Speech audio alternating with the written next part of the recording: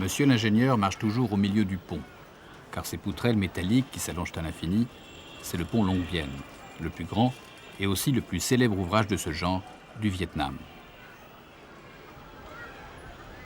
Les trains qui le traversent viennent de Chine, à 240 km de là, ou en tout cas de l'extrême nord. C'est une frontière. Il permet de franchir le fleuve Rouge, le grand fleuve qui arrose le sud de l'Asie. De l'autre côté, 2 km plus loin, c'est Hanoï, la capitale du Vietnam.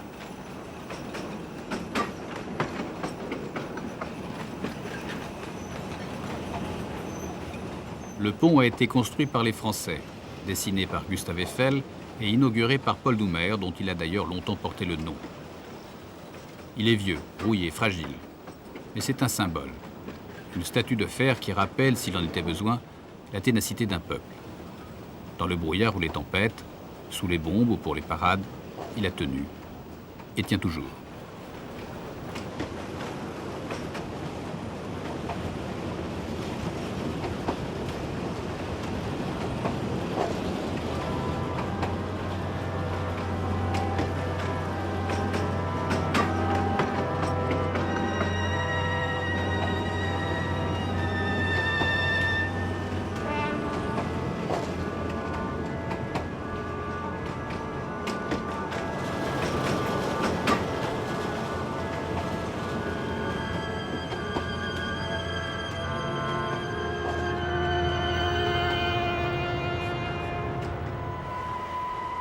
Quelquefois, le train ralentit ou s'arrête.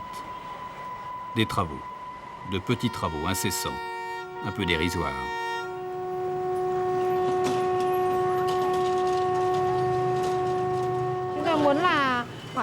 Pourquoi le train est-il arrêté?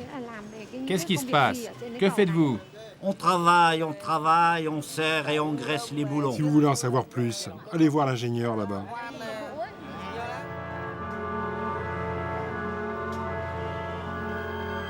C'est son obsession à l'ingénieur.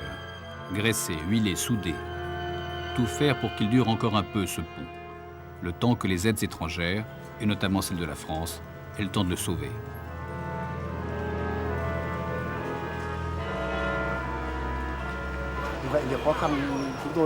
Le pont est très difficile à entretenir. Nous ne cessons pas de le repeindre, d'un bout à l'autre.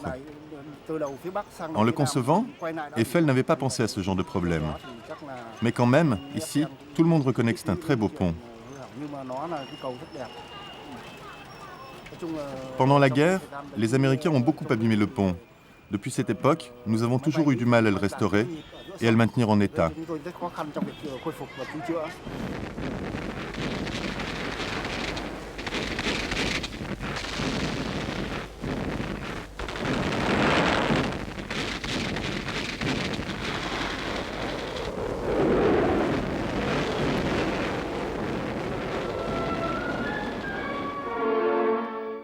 Nous avions du mal à reconstruire à cause de la fréquence des bombardements.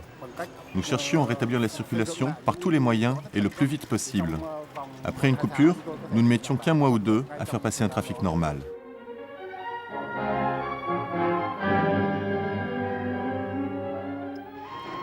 Le pont a finalement gagné la guerre, les guerres. Celle-là contre les Américains, mais il en avait déjà remporté une autre, contre les Français cette fois. Il avait permis aux troupes Viet Minh encerclées de quitter Hanoï. Héros avec ce vieux général d'un retrait légendaire dont on parle encore.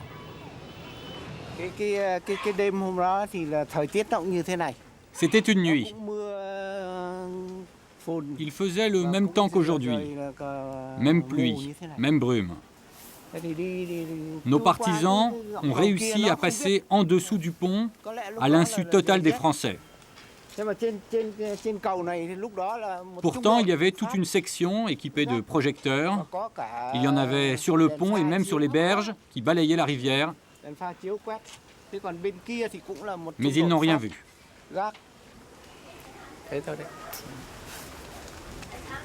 C'est fini. Un peu plus tard, c'est sur son tablier que traverseront les dernières troupes françaises à quitter le nord du Vietnam. Elles vont à Haiphong, d'où elles quitteront définitivement le pays.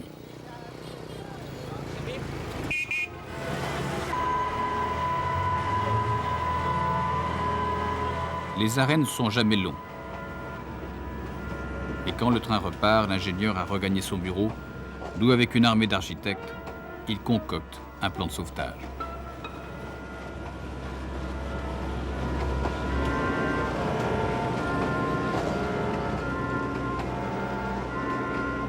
Le pont, stratégique pour la guerre, est capital dans la paix.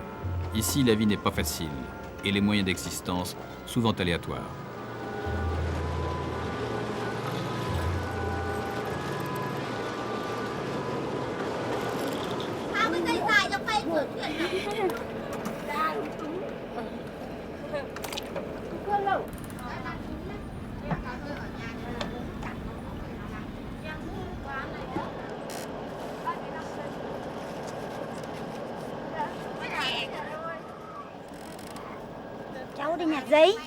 Mon métier, c'est de ramasser les papiers. Vous les achetez? Je ne vais pas acheter les papiers pour les trier. Je n'ai pas d'argent.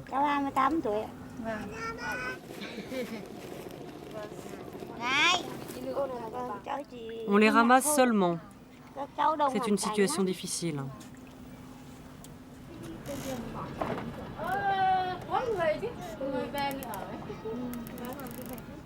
Quand l'eau monte, le sampan monte aussi. On n'a pas à le déplacer à chaque inondation, on suit le fleuve.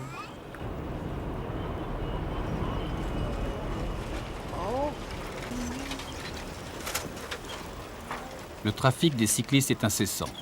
Un trafic calme, silencieux, liquide. Pas de moteur ici. Juste un bruit métallique de pédales ou de garde-boue qui grince, et puis celui du train, qui arrive au bout du pont.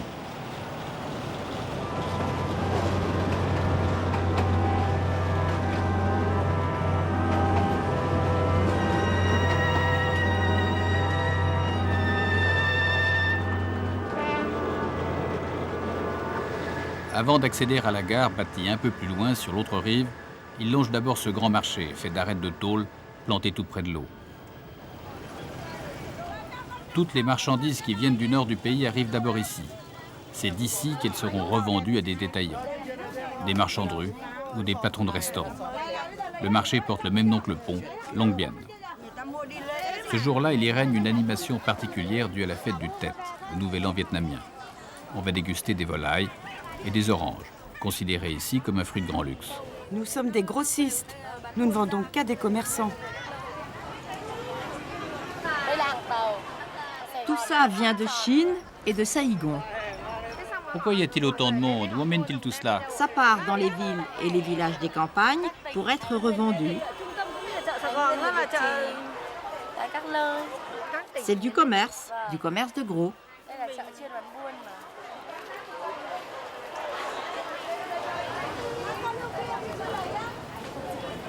Les Quam Cat, ces fruits qui ressemblent à des mandarines, ont du succès.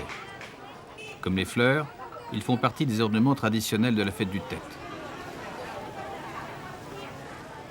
Des milliers de bouquets et d'arbustes voyagent sur les porte-bagages pour rejoindre les appartements. Les jeunes pêchers ou les arbres à Quam Cat jouent le rôle de nos sapins de Noël.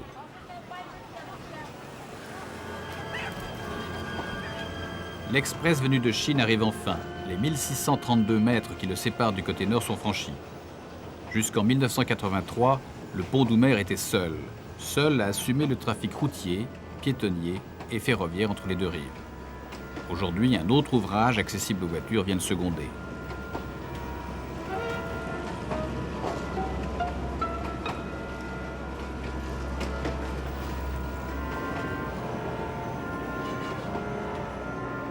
Et c'est la gare. Une petite gare, presque une gare de nos banlieues qui surprend après un tel ouvrage. C'est les gares du pont pour ceux qui ne voulaient que franchir le pont. Hanoï est plus loin.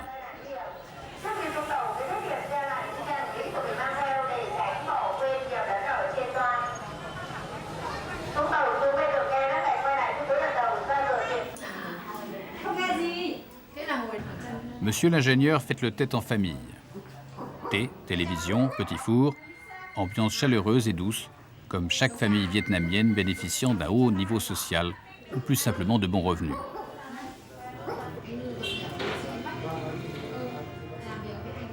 Mais très vite, comme toujours, À peine la fête terminée, monsieur l'ingénieur va retrouver sa principale occupation, son obsession, le pont.